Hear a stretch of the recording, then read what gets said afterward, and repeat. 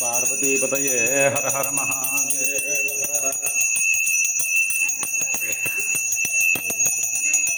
ఇచ్చారు.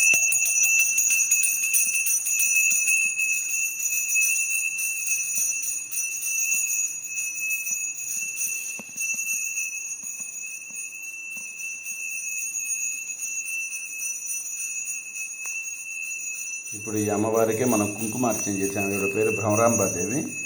ఈవిడికి లలితా సహస్రనామం, త్రిశతి, ఖడ్గమాల, అష్టోత్తరం, సహస్రం, తర్వాత దకారాది దుర్గా సహస్రంతో శూలిని దుర్గాదంత్రంలో ఆరోగ్యానికి సంబంధించిన మంత్రాలతోటి వాళ్ళు మనం అమ్మవారికి అర్చన చేసాం.